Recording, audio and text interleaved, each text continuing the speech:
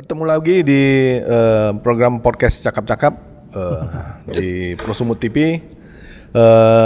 Kali ini kita akan membahas tentang musra relawan Jokowi dan cawe-cawe di balik musra. Bersama ini kami hadirkan Sekretaris Panitia Musyawarah Rakyat Relawan Jokowi yang ke-18 di Sumatera Utara, Amudi Manurung. Siap. Atau biasa dipanggil Bung Mudi. Siap. Apa kabar Bung Mudi? Baik. Luar biasa. Luar biasa. Fantastis. Relawan Jokowi kemarin sudah ngadain musrah. Udah di banyak daerah ya, di banyak daerah, banyak daerah nggak hanya di Sumatera Utara aja, tapi ada di 39 provinsi ya. Iya. 33 provinsi di puluhan titik ya. Iya, betul. Kemudian puncaknya kemarin di Istora Senayan. Iya. Pak Jokowi menerima hasil musrah dari Ketua Panitia Musrah Nasional. Iya. Kemudian disimpan dan agak misterius juga. Siapa yang akan dibilang? siapa yang sebenarnya didukung oleh hasil musrah yang sudah banyak digelar di berbagai provinsi ini. Bung Mudi sendiri kan sekretaris panitia di Sumatera Utara yang digelar kemarin tanggal berapa ya? 14 ya? Tanggal 14 Maret ya, 2023 di Selekta ya? Di Selekta. Iya. Bisa cerita dikit Bang Mudi soal bagaimana proses musrah ini dulu lah, proses musrah. Gimana ternyata musrah ini harus dilakukan di banyak tempat, kemudian gilirannya masuk di Sumatera Utara. Iya, oke, thank you Bang Paldes. Jadi kalau bicara musrah ini kan memang udah jauh hari sudah didesain sama panitia pusat ya. Ada Bang Panel di sana, ada Bang Reinhard, ada Bang Yayong gitu yang menjadi ininya ya, pengurus pusat ya. Kemudian dibina oleh Bang Andi Gani dan Bang Budi Projo. Nah, untuk Sumut sendiri sebenarnya ini dilaksanakan harusnya di tahun 2022. Cuman kemarin ada mekanisme, ada hal-hal yang dinamis lah ya, sehingga kita undur di 2023. Bertepat itu pun udah berulang kali mundur ya, karena memang ada proses-proses dinamika lah yang terjadi. Ya mungkin tahu sendiri lah gimana Sumut ini ya. Nah, kita kebetulan ketuanya Bang Wahyu ya, Bang Wahyu ini dari Projo, kemudian saya jadi sekretaris. Nah, ya kita mendapatkan SK resmi dari panitia pusat. Memang pada saat perjalanannya memang banyak kritik yang kita terima ya, terutama dari teman-teman relawan, ada yang merasa nggak dilibatkan lah segala macam gitu ya. Padahal sebenarnya pada prinsipnya ya kita semua mengajak semua orang untuk bergabung gitu kan. Cuma memang karena ada beberapa hal-hal yang nggak bisa kita buka ke umum ya, sehingga kesannya terkesan gitu ya kita berjalan sendiri. Karena memang terus terang kita pun juga kesulitan di pendanaan di awal gitu. Karena memang semuanya ini ya murni mandiri. Oh ya, mandiri ya? Ya. Oh, tidak ada bantuan dari panitia nasional kemarin itu? Ya, panitia nasional pasti ada. Pasti mereka bantu gitulah. Artinya kan tetap mekanismenya mandiri gitu. Jadi ya kita juga nggak berani terlalu expose pada saat itu gitu. Nah, pada saat musrah berjalan ya seperti biasa sama dengan area lain ya, kita mengundang sebenarnya blasting ya informasi ini semua ke umum gitu.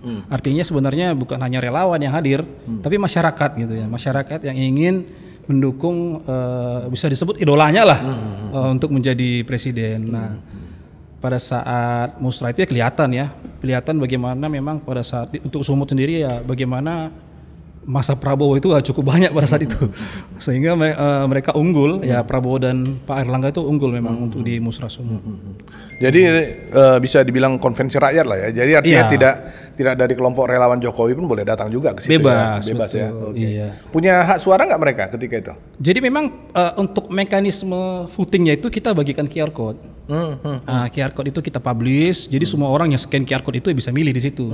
Nah, artinya QR code ini juga bisa disebar ke tempat lain kan? Ya, jadi artinya lebih banyak suara gitu. Itu QR code itu mewakili perorangan atau kelompok atau gimana? Atau perorangan, iya. Jadi sistem e-vote itu memang dilakukan di hampir seluruh provinsi, sama? Iya, sama. Jadi memang hasilnya ya nggak main-main ya, nggak bisa diatur-atur gitu. Oh, gitu. Jadi kalau ada teman-teman kemarin ada suara-suara sumbang lah ya. Iya, saya dengar juga itu. Bisa diatur segala macam. Oh, nggak ada. Dan kita juga nggak ada kepentingan mengatur. Ada dua kelompok ada 2 kelompok relawan kemarin yang agak keberatan dengan hasil e-vote itu ya. Iya, Di betul. beberapa media juga mereka bikin statement ya. Iya, betul. Itu seperti saya bilang tadi, Bang Paldes. Jadi ada teman-teman ini yang merasa tidak dilibatkan sehingga mereka juga framing, bisa dibilang memframing lah ya, buat musrah juga tandingan. Nah, ini yang bikin bingung masyarakat kemarin. Kok ada 2 musrah gitu? Ada musrah di sini, ada musrah di sini. Mereka kemarin bikin satu tempat lah ya di daerah Jalan Pancing atau di mana saya lupa gitu. Dan tanggalnya selalu sama gitu. Mundur, kita mundur, mereka juga mundur gitu kan. Nah, ini yang agak aneh. Tapi pada perjalanannya terakhir mereka nggak jadi menggelar musrah, ya musrah kita yang jalan. Karena memang ya musrah yang ya bisa disebut tanda kutip legal itu ya kita, karena memang kita dapat SK dari pusat gitu. Sebenarnya mereka juga mau menjalankan musrah versi mereka, silahkan aja. Cuman memang yang menjadi keberatan teman-teman di pusat itu mereka pakai embel-embel musrah pada umumnya gitu. Musrah Itu yang sih. sebenarnya sudah dilakukan sebenarnya sudah capnya musrah nasional lah gitu ya. Iya, bisa aja dia buat musrah ya, ganti logonya, ganti ininya gitu kan. Musrah Ya, sendiri lah ya. masalah, bebas kok ya kan. Iya. Karena musrahnya ya. Musrah. Karena musyawarah rakyat Nah, ya. jadi teman-teman itu yang kemarin nggak yang menolak itu memang hadir di acara itu, tapi hadir cuma sebentar, cuma datang foto, terus tuh balik gitu, pulang gitu. Nah, kalau mereka mengklaim itu nggak valid segala macam, saya juga bingung gitu. Mereka datanya dari mana gitu, gitu sih. Substansi penolakan mereka apa, Bung Udi kira-kira? Kenapa harus menggelar musrah di luar musrah yang sudah diatur oleh tim nasional musrah ini? Tim panitia nasional. Jadi kalau saya lihat mereka ingin terlibat, mereka pengen ikut, mungkin mereka ingin juga terlibat dalam musrah itu. Sebenarnya kita libatkan juga, cuman bukan di dalam posisi yang struktural, maksudnya dalam posisi ketua, sekretaris bendahara gitu. Tapi kan banyak unit-unit yang lain gitu. Tapi mereka mungkin, ya saya nggak tahu ya apa motivasinya. Tapi memang mereka merasa ya nggak dilibatkan. Tapi ada kok semua nama-namanya ada di kepanitiaan itu. Artinya semua relawan yang diinventarisir sebelumnya nggak? Siapa yang akan ikut nanti di musrah itu? Yang ikut di musrah itu? Iya, semua diinventarisir. Kita semua nama-namanya sudah ada. Memang bisa cuman memang kita nggak bergerak masif ya. Ya mungkin orang melihatnya cenderung kok nggak ada gerakan, kok nggak ada ini. Ya memang ya ada hal-hal yang memang nggak bisa kita publish. Pada saat itu banyak dinamika lah. Sehingga kesannya seperti kita bermain sendiri kesannya gitu. Tapi kan nggak. Ya buktinya kan berjalan ini musrahnya berjalan dengan lancar gitu. Ya memang kita kerjakan gitu. Banyak pertanyaan soal hasil musrah ini kan akhirnya menjadi salah satu tolak ukur juga untuk Jokowi nanti melabuhkan hatinya kemana kan gitu kan. Iya. Banyak juga skeptis ya. Skeptis soal metodologi. Bung Mudi perlu jelaskan nih soal metodologi karena Bung Mudi kan terlibat di dalam itu sebagai panitia kan. Iya. Metodologi apa yang digunakan dan kemudian banyak prasangka lah ya, prasangka tanda petik ya, quote unquote, ada pihak-pihak ingin meliding ke nama tertentu gitu kan, walaupun nama-nama itu sudah ada di daftar sebenarnya kan. Ini capresnya pengennya ini siapa, cawapresnya ini siapa, katanya ya semakin banyak populasi, semakin banyak orang yang ikut, makin banyak fans yang nama tertentu ya pasti menang lah, karena kan soal jumlah dukungan pasti akan banyak kan gitu kan. Iya, betul. Gimana Bung Mudi menjawab itu? Iya, sebenarnya simple, sederhana ya metodologinya. Ya artinya semua provinsi sama hingga ke level pusat juga sama, ya kan. Ya data masing-masing provinsi ya diolah teman-teman di Jakarta gitu, hingga menyimpulkan siapa yang mendominasi di 3 besar gitu. Ya semua pakai e-voter seperti saya jelaskan tadi. Semua masyarakat memilih. Itu kan ya datanya itu kan counter gitu, langsung gitu ya, langsung muncul di panitia gitu. Memang pada saat voting itu ya kita nggak bikin ininya ya, nggak bikin live gitu ya. Tapi kan data itu ada. Semua ada data, setiap provinsi ada. Itu yang diakumulasikan hingga teman-teman di Jakarta panitia pusat melaporkan ke Bapak Presiden, inilah hasilnya gitu. Sumatera Utara yang musrah keberapa, Bung Budi? Ke-18. Ke-18 ya? Iya. Setelah itu masih banyak musrah lagi ya? Ada banyak musrah lagi, ada di Balikpapan, di Kalimantan dan lain-lain. Dan itu memang roadshow ya, musrah itu ya? Roadshow ya, di seluruh ibu kota provinsi. Ide itu datang dari mana awalnya? Membuat panitia musrah itu?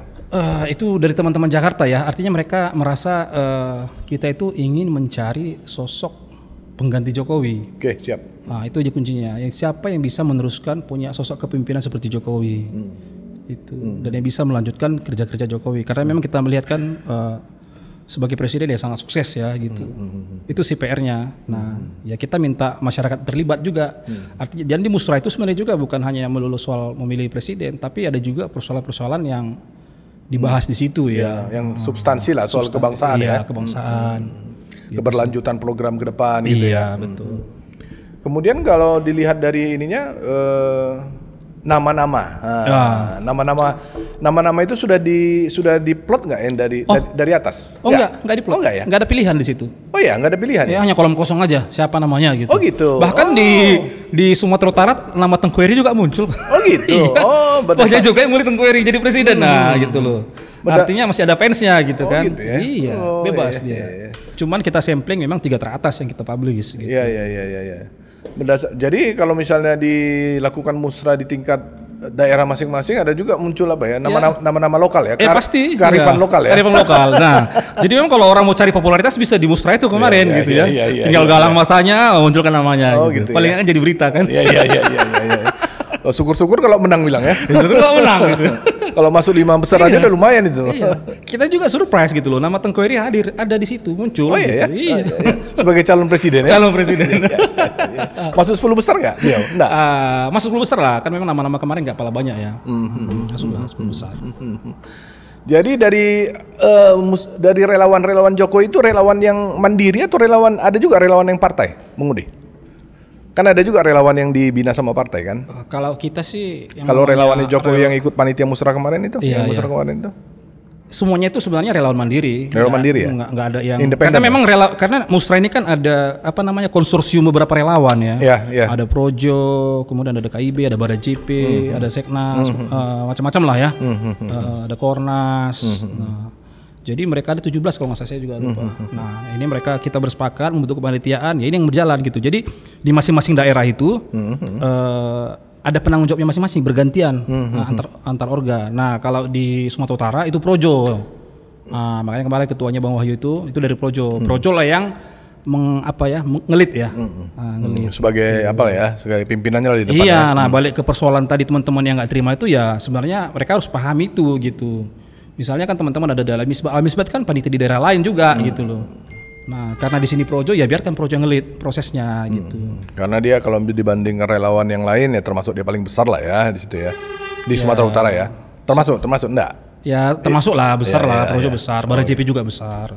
Karena memang kan Projo, Bara JP itu kan karena Projo memang yang relawan awal ya. Atau memang karena Projo memang di tingkat nasional yang jadi ininya, jadi leadernya enggak? Ya sebenarnya enggak ke situ juga, Bang. Iya, karena memang semua udah dibagi-bagi. Udah dibagi-bagi penyelenggara panitianya lah gitu loh.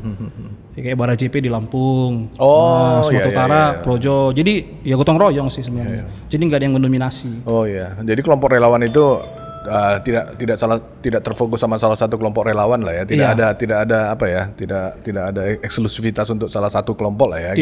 Tidak ada, semua sama lah. Di Sumatera Utara berapa yang terinventarisir? Jumlah relawan? Iya, yang aktif lah ya. Kelompoknya, simpulnya. Simpul. Kalau sekarang ya kalau bicara pemilu 2019 ya. Wah banyak Bang, ada lebih kali 200 ya? Iya, cuman kan ini kan banyak relawan lokal juga ya. Cuman kan kalau yang udah nasional gitu ya, kepengurusannya nasional tuh mungkin 20-an ya. 20-an. 20 yang lokal ya? Yang enggak, yang nasional ya. Nasional ya? Iya. Kalau yang lokalnya pasti lebih banyak lah. Oh banyak lah, karena kan ya apalagi Sumatera Utara. Kadang-kadang ada juga relawan, dia ketuanya, dia sekretarisnya, dia bendaranya Bang. Yang penting ketua dia gitu kan. 3 orang udah cukup lah ya. Iya, nanti 3 orang ini pecah, buat lagi relawan lagi. Jadi banyak dia. Jadi yang ikut di musrah kemarin itu banyak juga yang sudah tidak aktif kemudian aktif lagi. Nah, kalau di musrah memang kita gandeng itu kan memang relawan-relawan yang tergabung dalam musrah nasional. Oh gitu. Ya, memang itu yang bekerja juga gitu. Ya. Karena kan memang ada juga relawan itu yang nggak ada pengurusnya di sini. Ya dia jadi nggak ikut gitu ya, maksudnya namanya nggak ikut, tapi tetap secara nama dia ikut, orang-orangnya mungkin nggak ini, karena memang ada juga relawan ini yang terpusat gitu ya, ada di Jakarta. Gitu. Oke. Bung Budi kan kemarin ke Jakarta kan, pasti melihat suasana ketika Pak Presiden Jokowi menerima hasil musrah dari 33 provinsi itu kan, kemudian diumumkan di depan dengan suara berapi-api dan suara yang penuh dengan semangat. Presiden Jokowi memberikan pidato lah ya, pidato terhadap hasil dari musrah itu. Iya betul. Tangkapan emosi Bung Budi kira-kira gimana tuh melihat itu? Apa suasana yang terjadi sekitar itu kan, ini pasti pengemudi ada di sekitar itu kan, pasti mendapat informasi kemudian melihat bagaimana secara langsung. Kalau saya lihat memang ya Bapak Jokowi itu ya bersemangat ya, artinya dia di depan ya sebutlah kita anak-anaknya gitu ya. Dia membakar semangat kita juga. Bagaimana memilih pemimpin, bagaimana pemimpin ke depan gitu. Ya artinya dengan melihat ribuan atau bisa pada saat itu berapa ribu saya nggak ngitung ya berapa ini. Ya mungkin itu juga membakar semangat dia juga untuk berpidato gitu. Itu sih artinya ya mungkin dia menunjukkan dia itu kingmaker juga. Ya. Menunjukkan itu. Ya. Dia Sopors juga lah kayaknya. Iyalah. Pastilah. Sopors ya. Iya. Apalagi pada saat itu kan posisinya sangat dinamis kan. Ya banyak inilah tarik menarik gitu kan. Ya artinya mungkin ya dia perlu seperti itu juga kan. Apa pertimbangan dari panitia nasional tidak membuka itu, mengumumkannya ketika ada Pak Jokowi? Ini saya buka aja nih Bang. Iya. Nah, ini semuanya rahasia ini. Nggak apa-apa, dibuka Bang. Jadi memang di Musra ini seperti saya bilang tadi kan ada banyak relawan. Nah memang tadi karena memang proses kita itu juga nggak ada setel tanda kutip ya. Semua punya suara. Nah hingga di masing-masing organisasi juga punya suara masing-masing gitu. Nah dalam hal ini sebagian besar organ relawan di dalam Musra itu memang banyak mendukung Ganjar. Tapi banyak juga yang mendukung Prabowo. Tapi kalau Anies nggak ada Bang. Ya. Nah itu, jadi memang dinamis ya. Dan ada juga memang yang nggak mendukung sama sekali karena belum punya sikap. Karena menunggu presiden yang bicara, presiden yang mengarahkan satu komando seperti Bara JP.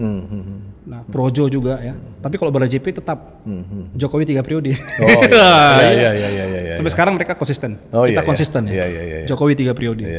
Sampai kemarin malam juga saya kontak ke Ketum. Bung Uci ya tetap 3 periode. Jadi kita belum memutuskan mau ke Ganjar atau Prabowo. Iya betul ya. Iya, jadi memang, biarkan dia jadi masih misteri. Siapa yang akan didukung Pak Jokowi.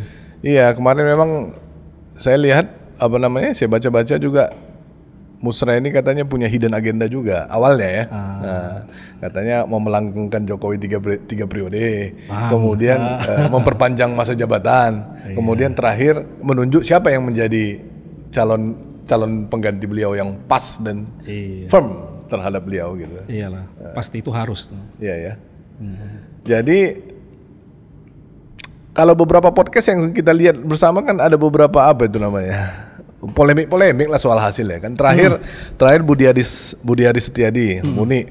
Ini Muni kan ketua Projo kan, termasuk juga ketua panitia pembina. Kemarin membuat simulasi ya jadinya dia. Jadi tidak memberikan nama kepada publik, tapi memberikan amplop tertutup kepada Pak Jokowi. Tapi ada sinyal-sinyal, bukan sinyal-sinyal saya, memberikan semacam sign aja ya. Ada simulasi yang dia keluarkan ya kan. Jokowi dengan Ganjar dengan Prabowo, Ganjar, Prabowo ke Erlangga gitu. Memang ngasih rekomendasi dari Musra itu memang memang bergelut di 3 nama itu ya, berkutat di 3 nama itu. Iya, betul. Berkutat di 3 nama itu dan biarkan Bapak Presiden yang memilih gitu. Karena memang tadi ya semua punya sikap masing-masing organ kan. Kayak Projo sendiri juga ya masih menunggu arahan Bapak Presiden. Jadi kalau misalnya disebut sebagai hasil musyawarah nasional relawan Jokowi, kalau ternyata nanti pilihan Pak Jokowi ada pada satu nama, sementara relawan yang lain, relawan beliau yang lain, relawan ininya lah ya kan, relawan Jokowi pada tahun 2019 punya pilihan yang lain. Artinya potensi terpecahnya kan besar juga kan? Iya, artinya kan semangatnya itu kan memang kita mencari pemilih, mencari sosok pemimpin seperti Jokowi gitu ya. Nah pada akhirnya pun nanti Jokowi memilih yang tidak sesuai dengan pilihan teman-teman relawan, ya silakan ambil sikap masing-masing kan, namanya juga relawan. Sekarang aja kan kelihatan nih Bang. Udah terpecah kan, ada satu ke Pak Ganjar, ada satu Prabowo gitu ya. Pembicaraan seperti itu yang di bawah yang di bawah pembicaraan yang di belakang di belakang layar seperti itu ya. Seperti apa Bung Mudi lihat? Kira-kira memang mereka bertahan dengan tetap kepada apa namanya itu tetap dengan satu kata dengan Pak Jokowi atau memang tetap pada pilihan mereka? Ini pribadi ya. Ya. Kalau saya pribadi sih, kalau Pak Jokowi menyebut nama A, ketika mereka B, mereka akan tetap B. Oh gitu ya? Oh iya ya. Saya melihatnya seperti itu. Iya, ya. Karena dukungan itu kan udah muncul sekarang kan, udah banyak juga orang-orang udah declare. Ya meskipun nanti organnya juga belum punya sikap gitu ya. Tapi kan secara personalnya kan sudah banyak yang declare, sudah banyak bekerja sendiri. Saya pikir mereka nggak akan mungkin lagi, walaupun nanti misalnya nih Pak Jokowi Prabowo, ya, dia mention satu nama Prabowo. Ya. Ya relawan-relawan yang udah ke Ganjarnya, saya pikir paling ya nggak banyak lah yang akan ke Prabowo lagi. Menurut saya sih, saya melihatnya seperti itu. Kita expand lah soal hasil dari musrah ini. Sebenarnya kan pilihan dari PDIP, partainya Pak Jokowi kan jelas Ganjar. Sementara musrah tetap melakukan banyak manuver dan banyak ini kan semacam konvensi ya kan? Konvensi rakyat. Siapa sih sosok yang diinginkan Pak Jokowi gitu? Padahal Pak Jokowi sendiri sebagai partai kan harus manut kepada PDIP kan, artinya kepada Ganjar gitu kan. Tapi tetap juga membuka ruang adanya konvensi dan adanya musrah yang memungkinkan adanya nama lain di luar Ganjar gitu. Sebagai orang yang terlibat dalam musrah ini, apa pandangan politik Bung Budi melihat ini? Ini kalau bicara sebagai orang yang musrah saya nggak berani nih Bang.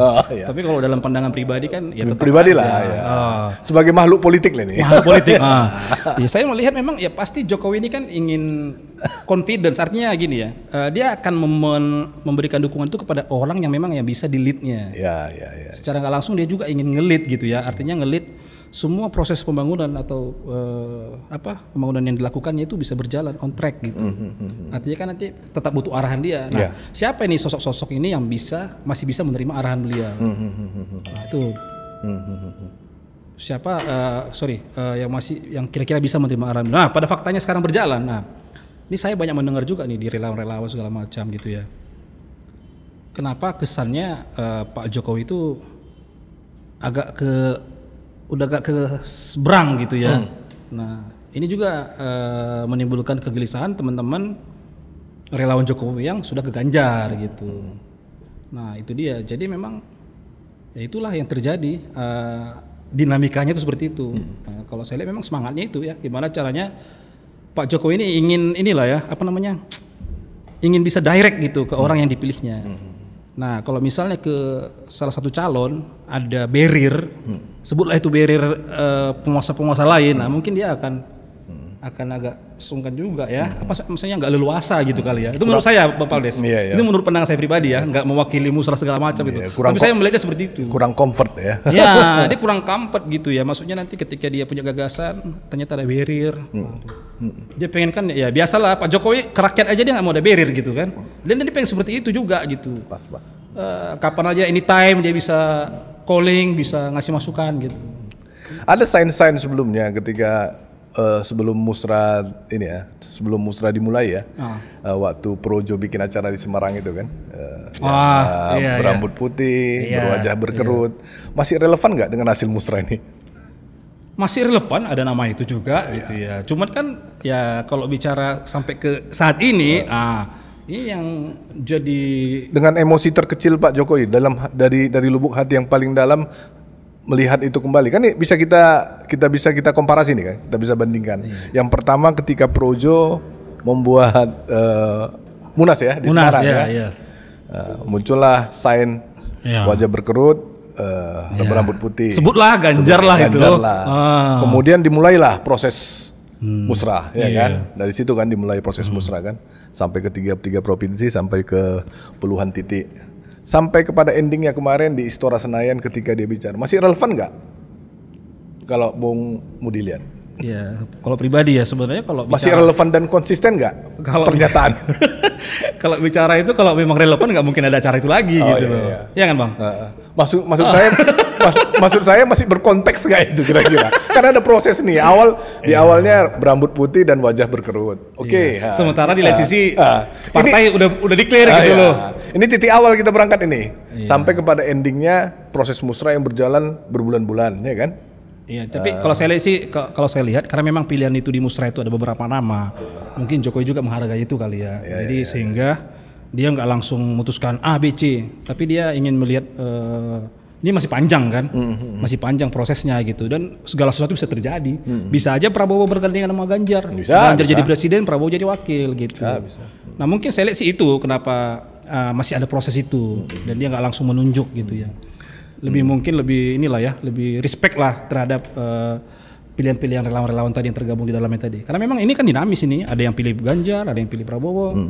Gitu. Sebagai orang-orang yang berkutat dengan kepanitiaan musrah, Bung Mudi menangkap emosi itu nggak? Keinginan Pak Jokowi yang sebenarnya? Pastilah, ada pasti. Ya sebenarnya kan bukan hanya Jokowi, mungkin kalau kita bisa lihat semuanya kan bekerja ini, ya.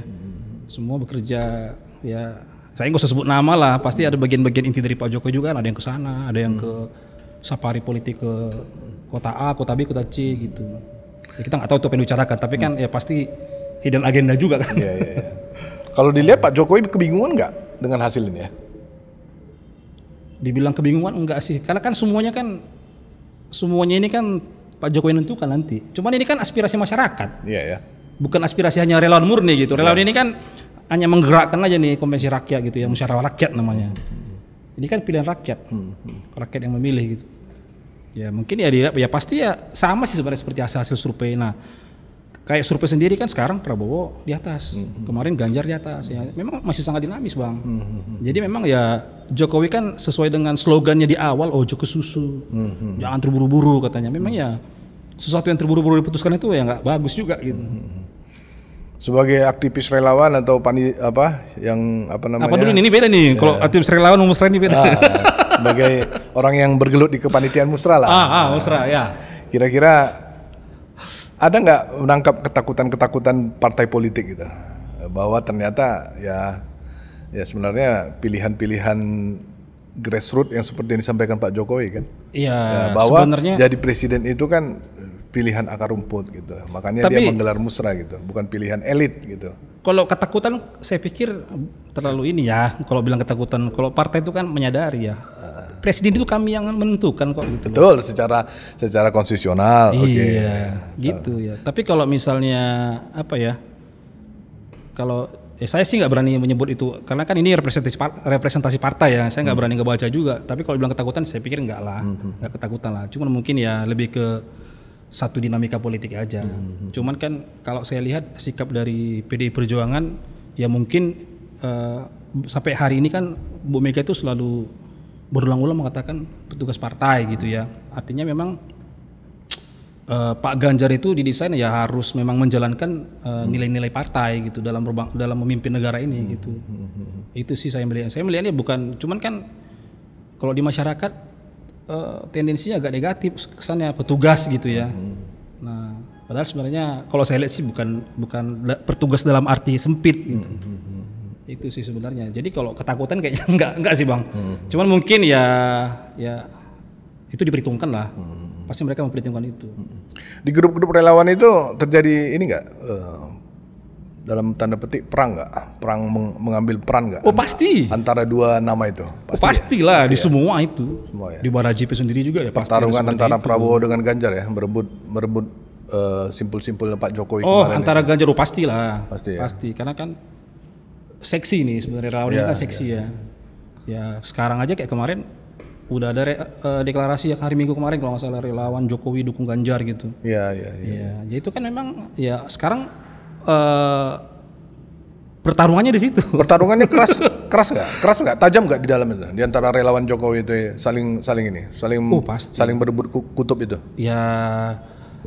Timnya Pak Tapi kan timnya Pak Prabowo mengambil kelompok relawannya Jokowi, tim Ganjar. Ya pasti itu saling berebut. Arahan itu pasti ada bang. Tapi kan kembali lagi itu ada di relawan-relawan yang belum menentukan sikap sebenarnya.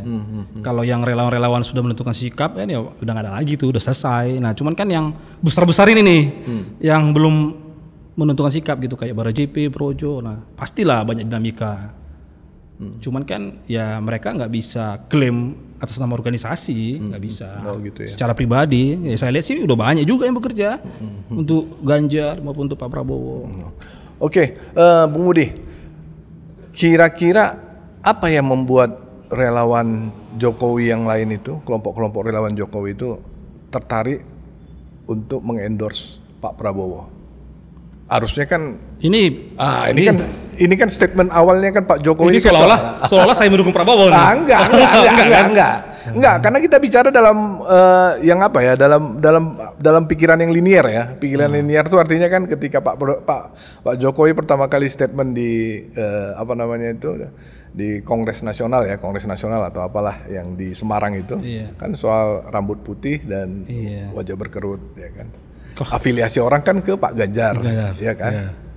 Dan orang menyebut-nyebut karena Pak Ganjar kan kuat ini ya, segala sebagai kader PDIP, kemudian juga dia sudah bikin sign soal siapa pengganti dia berikutnya.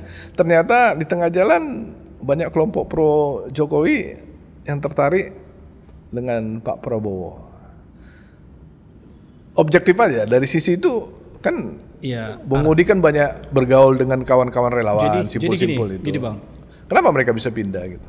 Satu yang mungkin bisa yang membuat berkesan itu adalah ketika Prabowo calon presiden yang tadinya head to head sama Jokowi mau turun menjadi tanda kutip pembantunya Jokowi gitu ya. Oh gitu ya. Nah itu pertama di dunia itu loh Bang. Nah ini satu operasi yang besar saya pikir gitu loh. Di dunia nggak ada seperti itu.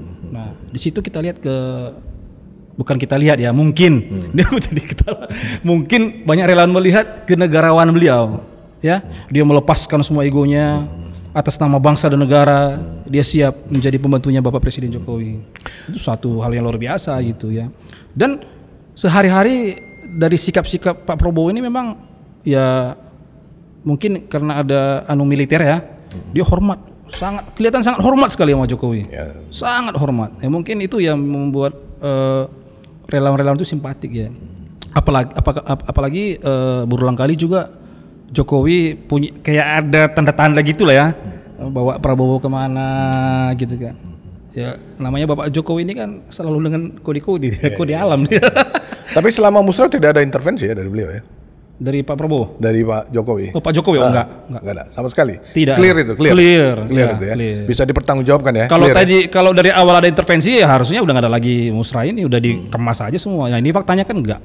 Sampai mungkin beliau sendiri bingung kali ini memilih nih, loh ada 3 nama ini gimana ini. Maksud saya ntar intervensi sedikit-sedikit. Oh masukkan nama ini ya, masukkan nama ini. Oh enggak lah. Clear itu ya? Clear ya? Clear lah, itu enggak ada. Itu memang asli suara rakyat. Oke. Mantap. Pertanyaan terakhir. Mungkin ini pendapat pribadi, bisa pendapat Bung Mudi sebagai makhluk politik. Makhluk luar biasa. Cawe-cawe. Gimana Bung Mudi melihatnya? Ini musrah ini bagian dari cawe-cawe juga toh? Ya. Cawe-cawe dalam konteks positif atau negatif, atau dalam konteks yang lebih luas atau sempit, ya terserah. Cawe-cawe ini kan lagi hot nih. Iya sah-sah aja lah Bang. Diksi ini kan lagi hot nih kan, cawe-cawe ya kan. Iya. Dan Pak Presiden kan maksudnya dia sangat bersemangat ketika menyebut cawe-cawe, dan itu bukan hal-hal yang artinya negatif. Iya pasti dia kan atas nama bangsa dan negara dia melakukan itu. Jadi apa pilar-pilar yang udah dibangunnya itu kan dia punya tanggung jawab untuk selesai. Sehingga dia ya melihatnya dari sudut pandang itu gitu. Selama dia merasa berbuat untuk bangsa dan negara ya makanya dia semakin bersemangat gitu loh. Walaupun semakin banyak orang yang ya sebutlah banyak tokoh-tokoh politik ya kayak Amin Rais apa segala macam, enggak makin bersemangat, itu makin dia membuat dia bersemangat gitu. Kalau saya pribadi lah itu seperti itu gitu ya. Iya. Oke mantap. Jadi tujuan akhir musrah ini dapat nggak substansinya, mengedukasi masyarakat tentang pilpres kemarin? Iya. Secara keseluruhan dapat. Dapat lah. Artinya kan masyarakat itu kita libatkan berpartisipasi penuh gitu ya dalam memberikan ide-ide pembangunan bangsa dan negara gitu. Yang akhirnya ya secara nggak langsung mensosialisasikan siapa yang cocok untuk menggantikan beliau ya. Iya betul. Jadi program-programnya masyarakat lebih peduli lah. Lebih peduli ya. Iya, lebih aware terhadap politik ya. Betul. Oke. Terima kasih Bung Mudi waktunya. Siap Bang Paldes, terima kasih juga. Bincang-bincang. Lain kali waktu kita berbincang lagi dalam topik yang politik yang lebih paten ya. Aku jangan paten, bahaya paten. Paten yang lebih mantap. ngendorse Pak Tengku Eri nih kan. Wah, Perindo. Pak Tengku Eri. Boleh di-mention kan? Nanti lain kali podcast sama Pak Tengku Eri. Ya boleh. Nah, beliau sumber Saya satu undang itu. nanti beliau. Oke. Siap. Makasih Bung Budi. Thank you waktunya. Bang Paldes. Selamat sore. Kembali nanti kita di podcast Cakap-Cakap di topik berikutnya. Jangan lupa like, share, and subscribe.